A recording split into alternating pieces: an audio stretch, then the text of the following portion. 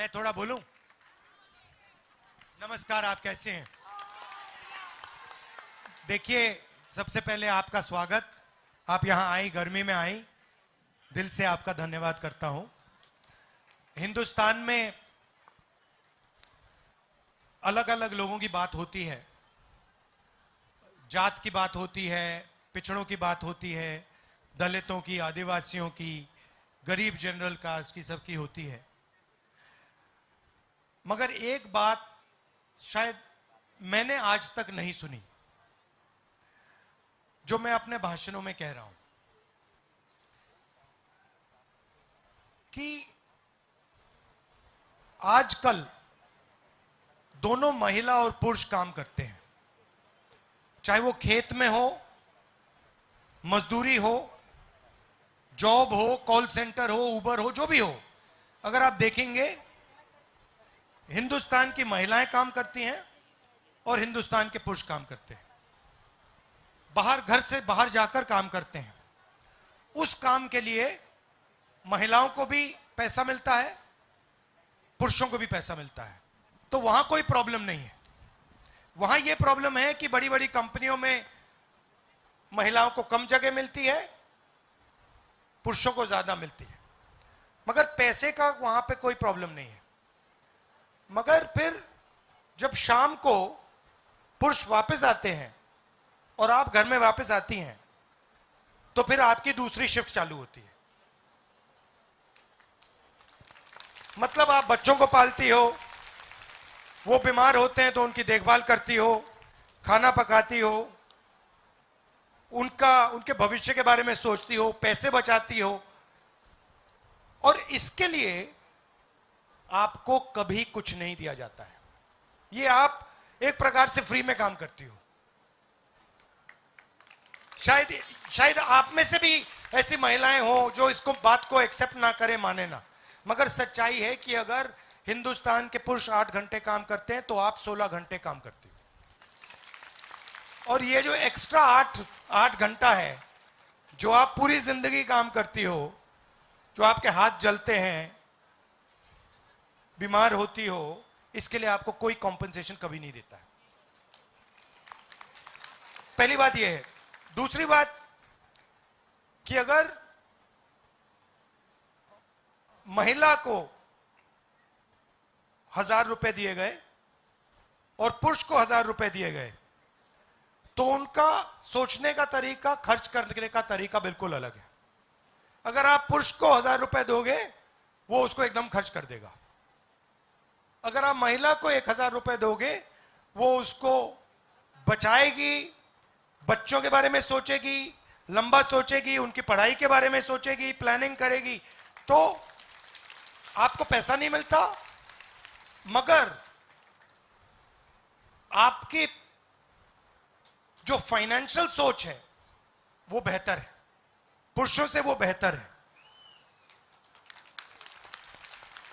कहना नहीं चाहिए, मगर बहुत सारे परिवारों में अगर आप पुरुष को पैसा दो, वो शराब पी लेते हैं। तो ये फर्क है महिलाओं और पुरुषों में। तो इस बार हमने एक बात सोची है कि ये जो आपके एक्स्ट्रा 8 घंटे हैं, इसके लिए सरकार आपको कॉम्पनसेशन पैसा दे। हम नहीं चाहते कि आप ये काम फ्री में करो, तो इसलिए हम महालक्ष्मी योजना लाए हैं। महालक्ष्मी योजना 8,500 रुपए हर महीने, 1 लाख रुपए साल के, हिंदुस्तान के सबसे गरीब महिलाओं के बैंक अकाउंट में जाने वाला है।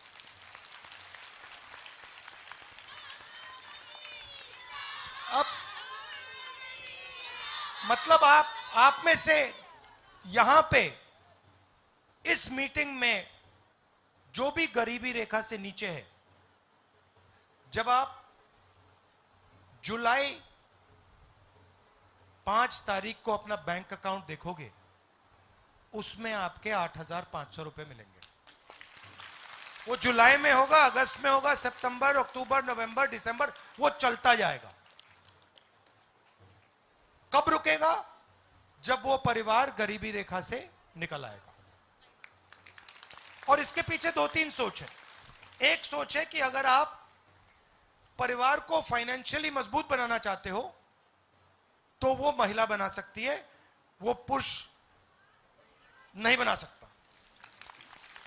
एक्सेप्शंस हो सकते हैं, मगर अगर आप नॉर्मल तरीके से देखें तो महिला बना सकती है, पुरुष वो काम नहीं कर सकता, पहली बात। दूसरी बात, आप फ्री में काम करती हो, सरकार ये नहीं चाहती है कि आप फ्री में काम करो। और तीसरी बात, अगर हमने महिलाओं को पैसा दिया तो वो दूरदृष्टि से सोचेंगी, फाइनेंशियल अवेयरनेस के साथ काम करेंगी और परिवार को ज्यादा फायदा होगा। ये एक योजना है। दूसरी योजना, जो नरेंद्र मोदी जी ने महिला रिजर्वेशन की बात की, पार्लियामेंट में धूमधाम से उन्होंने मतलब महिला रिजर्वेशन बिल पास किया और फिर कह दिया कि भैया इसको हम 10 साल बाद लागू करेंगे। सर्वे होगा, सर्वे के बाद 10 साल में हम लागू करेंगे। सर्वे नहीं करेंगे, सर्वे होगा ही नहीं। 10 साल छोड़ो, वो 20, 25, 30 साल, 50 साल में नहीं होने वाला। और इसके पीछे सोच है। देखिए, उनका सबसे बड़ा संगठन है आरएसएस। आप जानते हैं कि आरएसएस में महिलाओं को लेते ही नहीं है, वो महिला अंदर ही नहीं जा सकती। तो ये इनकी सोच में बहुत गहरा घुसा हुआ है कि महिलाओं को सेकंड क्लास सिटीजन रखना है। तो दूसरा काम हम करेंगे, जो उन्होंने कहा कि 10 साल बाद वो रिजर्वेशन देंगे, हम एकदम आपको रिजर्वेशन दे देंगे, लोकसभा, राज्यसभा, विधानसभा। और मैनिफेस्टो में हमने ये भी लिखा है कि सरकारी नौकरियां जो हैं, पब्लिक सेक्टर में, सरकारी ऑफिसेज में, अस्पतालों में, कॉलेजेस, यूनिवर्सिटीज में 50% महिलाओं के लिए रिजर्व होंगी। क्योंकि हम सोचते हैं कि जब तक महिलाओं को भागीदारी नहीं मिलेगी, चाहे वो राजनीति हो, कॉरपोरेट इंडिया हो, पब्लिक सेक्टर हो, जुडिशरी हो, जब तक महिलाओं को भागीदारी नहीं मिलेगी तब तक ये देश प्रगति नहीं कर सकता है। ये हम इस बात को एक्सेप्ट करते हैं, मानते हैं और इसके साथ हम आगे चलते हैं। तो ये चीजें हम आपके लिए करने जा रहे हैं। यहां मनरेगा तो यहां चलता नहीं है, मगर मनरेगा में आज 250 रुपए मिलते हैं। महिलाएं काफी मनरेगा का काम करती हैं, उसको हम 400 रुपए कर रहे हैं। और जो आशा और आंगनवाड़ी में महिलाएं काम करती हैं, उनकी आमदनी को हम दुगना करने जा रहे हैं। मगर यहां मैं आपसे कहना चाहता हूं, सबसे जरूरी चीज है कि हमें महिला विधायक, सांसद, मंत्री, हमें ये चाहिए। तो आपको नहीं, क्योंकि जब तक हम एमएलएज नहीं लाएंगे, एमपी नहीं लाएंगे, तब तक आपकी आवाज नहीं पहुंचने वाली, सीधी बात है। तो आपको प्रधानी में जगह मिल गई है, अब हम आपको राज्यसभा, लोकसभा, विधानसभा में जगह देंगे। और फिर 50% हम चाहते हैं कि 50% महिला हो उसके अंदर, क्योंकि मैं जानता हूं कि आपकी आवाज दबाई जाती है, घर में दबाई जाती है, समाज में दबाई जाती है, सड़कों में आपको डराया जाता है। और इसको बदलने का यही तरीका है कि महिलाओं को भागीदारी मिले और महिलाएं दिखाई दें सब जगह। तो ये मैं थोड़ा सा आपको बताना चाहता था। अब आपके कोई सवाल हो उदित राज जी से, मुझसे, या आप कुछ कहना चाहती हैं, आप खुल के कहिए। नहीं, आप कह रही हैं वो हो गया खत्म, मैंने बोला नहीं।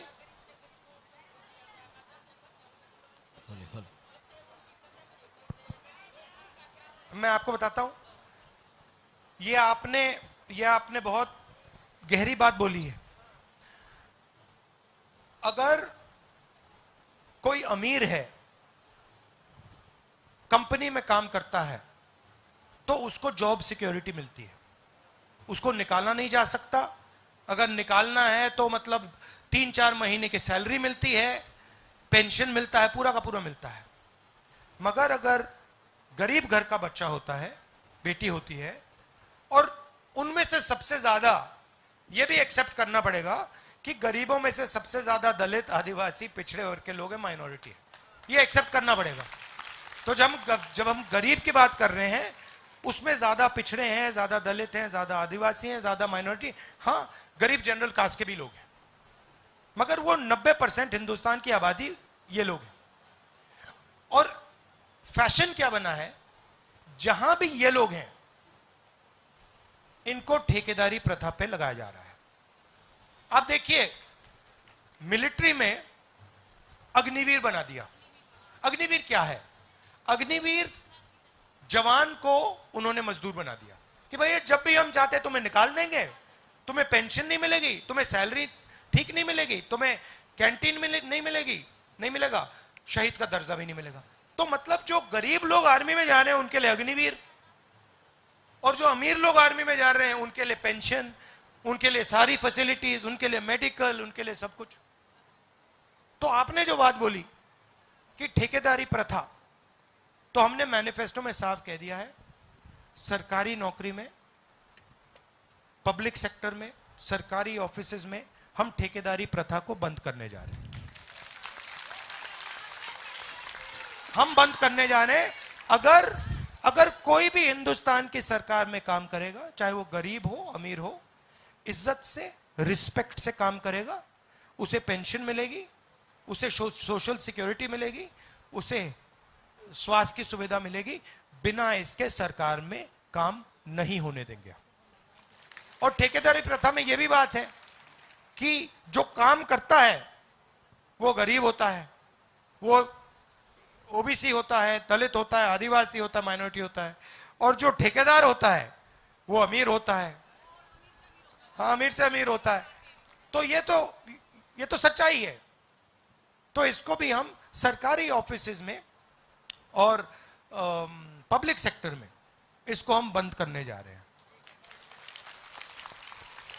क्योंकि देखिए नरेंद्र मोदी जी ने पिछले 10 साल क्या किया, 16 लाख करोड़ रुपए उन्होंने अरबपतियों को पकड़ा दिए। अब हम चाहते हैं कि ठीक है 10 साल इन्होंने ये की बदमाशी, अब हम पैसा, सरकार का पैसा गरीबों के जेब में डालना चाहते हैं। एक मैं भाषण में कहता हूं, उन्होंने 22 अरबपति बनाए, हम करोड़ों लाखपति बनाने जा रहे हैं। और लाखपति किसको बनाएंगे? महिलाओं को बनाने जा रहे हैं। धन्यवाद।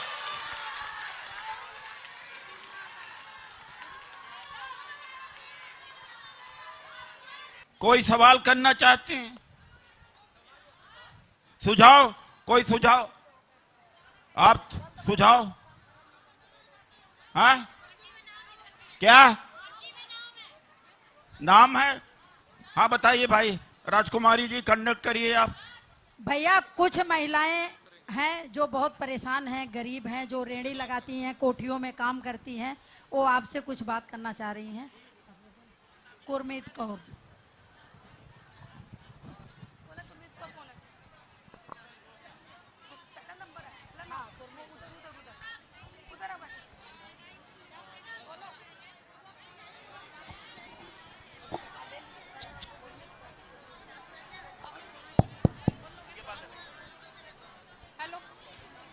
गुरमीत कौर।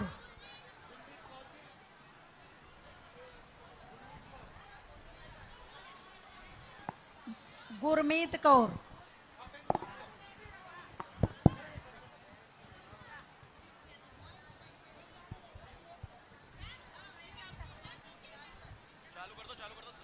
हेलो हेलो चालू है। मैं रेडी पटरी का काम भी करती हूँ और ये सोच लो जब से ये मोदी आया हमारा तो जीना हराम कर रखा है। एक तो सबसे ज्यादा सिलेंडर लो, आटा लो, तेल लो, मतलब गरीबी, मतलब महंगाई इतनी कर दी है ना कि हम लोग बहुत ज्यादा परेशान हो चुके हैं। सिलेंडर 1200 कर दिया, आटा 32 रुपए का है, गरीबी में इतना हाल हो गया। और सबसे बड़ी बात है किराए पे मकान में रहने का और कमा के ला के देना, 1 महीने की कमाई देना, हमें इतनी खलती है ना बहुत ज्यादा, सबसे ज्यादा। और ये जो मकान है ना, हमें मकान मालिक ना वो बिजली का बिल माफ करते हैं ना कुछ करते हैं, जबकि माफ कर रखा है सरकार ने, मगर माफ नहीं है। हमारे लिए भी कोई ऐसा सुविधा निकाली है ताकि किराएदारों के लिए भी मकान होना चाहिए, ताकि अपने मकान में रहें। सबसे ज्यादा किराएदार परेशान होता है। और जो रेहड़ी पटरी के ऊपर काम कर रहे हैं, मैं इंडिया गेट पे दुकान लगाती हूँ, इतनी परेशान हूं ना मैं वहां इस वक्त बहुत ज्यादा। इंडिया गेट के अंदर लगाते थे अमर ज्योति के पास, आज रोड पे लगा रखा, मगर रोड पे भी पब्लिक वहां रुकने नहीं देते हैं। एनडीएमसी वाले, दिल्ली पुलिस वाले बहुत परेशान करते हैं। ये दिल्ली पुलिस वालों ने तो ज्यादा दुखी कर रखा है, वो किसी को सुन के ही राजी नहीं होते। तो सर कुछ ऐसा कीजिए जो सबका। आप बेचती क्या हो? मैं पानी कोल्ड ड्रिंक लगाती हूँ सर। पानी जी, कोल्ड ड्रिंक। मेरे को वहाँ 40 साल हो गए सर। पहले इंडिया गेट में लगाती थी? जी, अब भी इंडिया गेट पे हूँ, पहले भी इंडिया गेट पे थी। अच्छा। मैं अमर ज्योति के साथ ही लगाती थी, और अब इतना ऐसा हाल हो गया, मतलब वहाँ इंसान कुछ समझते ही नहीं है। पुलिस वाले तो कुछ समझते ही नहीं है, आते हैं उठाते फेंकते हैं, बस निकलो यहाँ से। वहाँ का ऐसा जो है बहुत दुखी करता है। वो नया थाना बना दिया, वहाँ परेशानी कर रखी है, बहुत दुख है वहाँ पे। तो कुछ ऐसा कीजिए जो हमारी भी समस्या का समाधान हो सके। ठीक है। और जब मकान किराए जो है ना, इसका भी जरूर कीजिएगा ताकि हमें परेशानी ना होनी। ठीक है। बहुत लाखों आदमी परेशान है इस चीज से। भैया एक महिला और हैं जो बहुत परेशान है, आपसे बात करना चाह रही हैं, स्वभावती।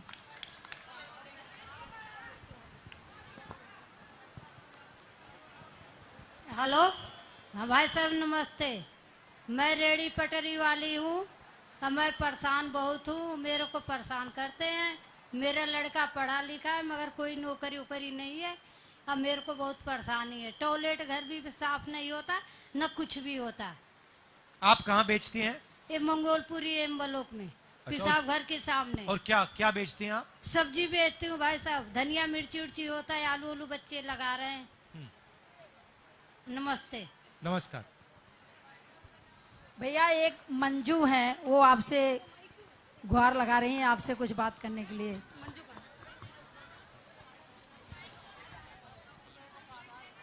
हेलो, नमस्ते। हेलो हेलो, नमस्ते सर जी। सर जी, महंगाई बहुत हो रही है, इसी महंगाई से कारण बहुत परेशान है हम सब। हमारी लड़की बहुत पढ़ी लिखी है लेकिन उसे नौकरी नहीं मिलती है। मेरे पति दारू ज़्यादा पीते हैं। हम 2-4 गाय हमारे, हम गाय का दूध बेचते हैं, उससे गुजारा करते हैं। लोग आते हैं, कमेटी वाले गाय उठा उठा के ले जाते हैं हमारी। हम गाय खरीद के लाते हैं, हम गुजारा कैसे करें? मेरे पति दारू ज़्यादा पीते हैं। सिलेंडर भी बहुत महंगा कर रखा है, आटा चीनी सब तेल सब महंगा कर रखा है। हम इसमें बहुत परेशान हैं। तो आपके बैंक अकाउंट में साल का 1 लाख रुपए आएगा तो फायदा होगा आपको? सर आप डालोगे, जिंदगी बदल जाएगी ना? जिंदगी बदल जाएगी। तो यही हम करना चाहते हैं। देखिए, जो रेहड़ी पटरी वाले हैं, हम आपके लिए कानून लाए थे 2013 में, आपके लिए कानून लाए थे आपकी प्रोटेक्शन के लिए, वेंडर एक्ट, और इसको बीजेपी वालों ने खत्म कर दिया। हमारी सरकार आएगी, हम फिर से वो एक्ट लाएंगे और आपकी रक्षा करेंगे, आपकी प्रोटेक्शन करेंगे। आप कुछ कहना चाहती हो? बोलो। सर, मेरी फैमिली 75 साल से कांग्रेस से जुड़ी हुई है। मेरी सास, मतलब मेरे हस्बैंड जब पैदा हुए थे ना, तो वो दूसरे दिन ही जेल में गई थी इंदिरा गांधी जी के साथ। लेकिन हमें आज तक उस चीज, मतलब अब मेरे हस्बैंड नहीं है, मैं 4 बच्चे पाल रही हूँ, अकेली विधवा। मेरे को जी नहीं।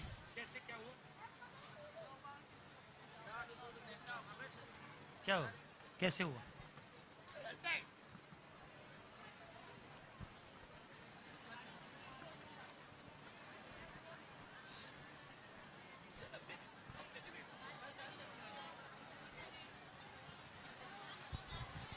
राहुल जी, मैं आपको नमस्कार करना चाहती हूँ। और दूसरी बात,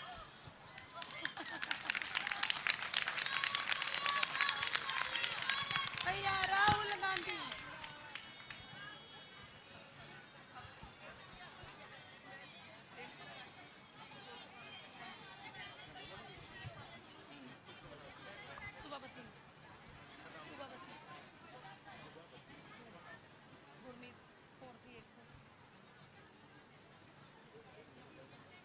मोबाइल नंबर को मेरे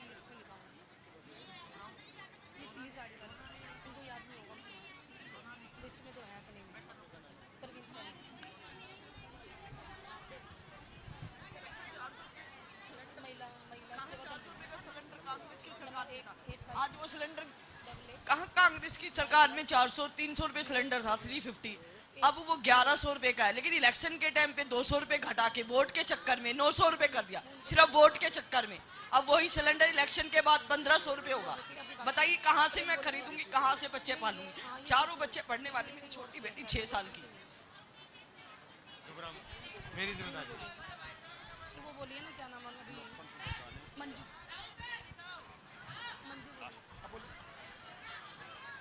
देखिए, माननीय राहुल गांधी जी के सामने किस तरह से अपना दुखड़ा रो रही हैं कि इनके ये 400 रुपए का सिलेंडर 1100 रुपए में खरीद रही हैं और इसीलिए बहुत दुखी और पीड़ित हैं। कितनी महंगाई है आप जानते ना। 400 रुपए का जो सिलेंडर हुआ करता था, अब ये सिलेंडर 1100 रुपए में हो गया है। और ये महिला कह रही हैं कि गलती अगर कहीं कर दिया तो मोदी की अगर सरकार दोबारा आई तो 2000 और 1500 रुपए में सिलेंडर मिलेगा, आपका जीना मुश्किल हो जाएगा। आम आदमी पार्टी कांग्रेस का गठबंधन क्यों हुआ है? मोदी को भगाने के लिए, मोदी जी को भगाने के लिए। अरविंद केजरीवाल जी को जेल में इसी समय डाला जब चुनाव हो रहा है। ये लोकतंत्र बचाने के लिए, यानी संविधान बचाने के लिए हमने गठबंधन किया है। तो आम आदमी पार्टी कांग्रेस दोनों साथ में मिलकर के लड़ रहे हैं लोकतंत्र बचाने के लिए। तो आप बोलना चाहती हैं? राहुल गांधी जी नमस्कार जी, सबको नमस्कार। मेरा देखो, मैं परेशानी मेरी भी बहुत है। मेरे घर में ना लड़के नहीं है, आदमी भी नहीं है, 3 लड़कियां हैं, जवान है, काम करने जाते हैं, मिलता नहीं है काम। कहाँ से लेके आए, कहाँ से पाले हम घर बच्चों को? काम बंदा नहीं है, बिल्कुल कुछ भी नहीं है के अंदर। बीमार रह जाती है, हार्ट अटैक की बीमारी मेरे को, छल्ले चले, शुगर वैसे, BP वैसे रहता है, और पथरी या पित्त की थैली में। कहाँ से इलाज कराऊँ बताओ? कोई छोटा मोटा अस्पताल में कोई ले नहीं रहा मुझे, क्या बड़ा अस्पताल में जाओ, प्राइवेट वालों में। पथरी है, हार्ट की बीमारी है, छल्ले चले, और वो है, शुगर है, BP है, बहुत परेशान। इनको सर हार्ट की बीमारी है, शुगर है, BP है, और कोई इलाज नहीं करेगा। मैं आपका नाम नंबर ले लूंगा, और जैसे 25 मई के बाद में मैं वैसे ही इलाज कराता रहता हूँ लोगों का। बालाजी में जाओ, बालाजी तो पैसे वालों के लिए, मेरे गरीबों के लिए थोड़ी ना। नहीं, मैं सरकार में कराऊंगा आपको। कोई कहता है हम ऑपरेशन नहीं करेंगे। आप शैलजा जी इनका नंबर नोट कहाँ कर से करें लीजिएगा। बताओ? 3 प्रिया जी की इनका नंबर जवान है नोट कर मेरी, लीजिएगा। मैं कहाँ से करूँ? पता खाने कमाने वाला कोई नहीं है, आदमी खत्म हो गया।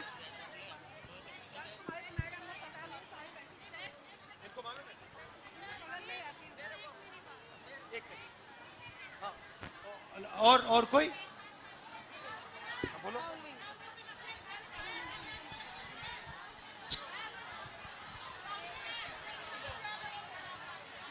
पहले मैं बोलूँगा। भैया, आपको मेरी तरफ से शुभकामनाएं हो भैया। राहुल भैया, मैं आपसे ये बात विनती करती हूँ, आपकी मम्मी दादी सब हम पहले से जुड़े हुए थे, लेकिन अब मेरे बच्चों ने इस उम्र में आके मुझे घर से बाहर निकाल रखा है। कम से कम 16 साल हो गए।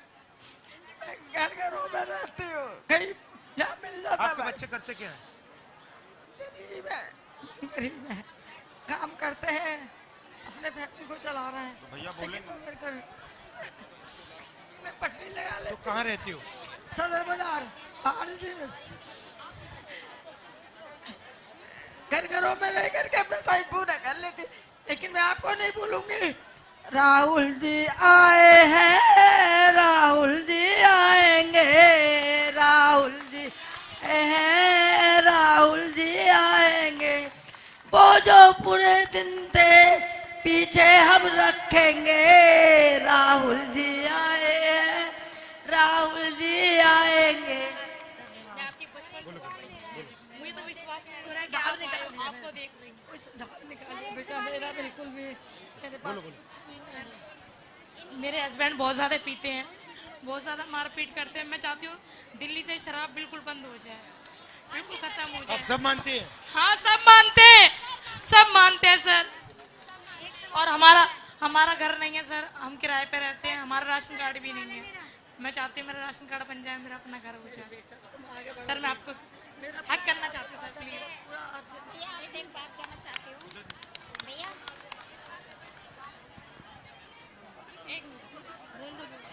नमस्ते सर।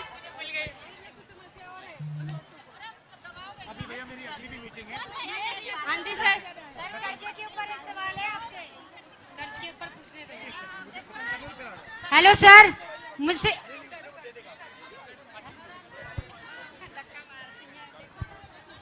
आखिरी बात मैं कहना चाहता हूं, आप सबका धन्यवाद। इसको बचाना है, ये संविधान है, कॉन्स्टिट्यूशन है, ये आप सबकी रक्षा करता है, ये आपकी आवाज है। बीजेपी इसको खत्म करने की कोशिश कर रही है, इनके खिलाफ लड़ना है और इसको बचाना है। आप सबका दिल से धन्यवाद। अभी करता हूं, एक सेकंड खत्म करने दो। यहाँ पे दिल्ली में 4 सीटें आम आदमी लड़ रही है।